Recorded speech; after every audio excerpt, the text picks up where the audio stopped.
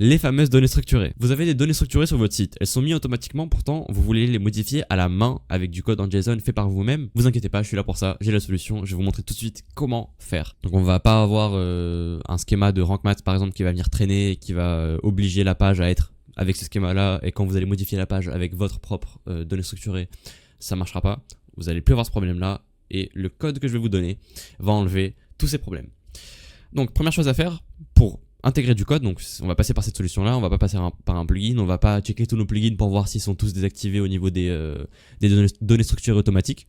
Donc ici on va venir chercher tout simplement code snippets, c'est vraiment presque obligatoire sur un site, et on va venir installer la version gratuite. Normalement elle va suffire pour ce qu'on va faire aujourd'hui. Ouais. Une fois que vous avez fait ça, vous allez venir activer l'extension et vous allez cliquer sur Add New ici. Une fois ici, vous allez arriver sur cette page là, et ici il y aura rien du tout.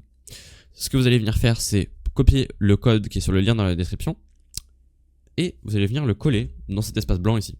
Le tease, bien sûr, vous mettez ce que vous voulez. Moi j'ai mis supprime vraiment toutes les données structurées auto parce que j'ai galéré à trouver cette solution là. Mais là j'ai réussi à la trouver. Donc c'est une fonction en PHP tout simplement qui fait que tout ce qui est données structurées ça va s'enlever. Il va juste les remplacer, il va les remplacer par rien. Donc on a mis tout ça. Maintenant il n'y a aucune donnée structurée obligatoire, imposée, etc. Donc une fois qu'on a fait ça, bon, vous allez juste choisir PHP de base comme code à chaque fois en haut de la page. Enfin, pas à chaque fois, mais pour ce code-là.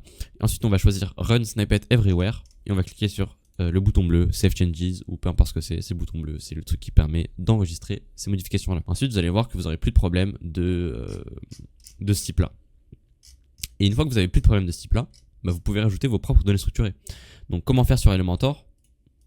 On va faire ça rapidement. Je vais pas vous expliquer comment rédiger des données structurées à la perfection, ça fera l'objet d'une autre vidéo potentiellement, mais là je vais juste vous montrer comment faire pour les écrire comme vous voulez, bien les intégrer sur votre site, sur votre page. Donc on va aller tout en bas de notre page, bam, et ici on va rajouter un widget HTML.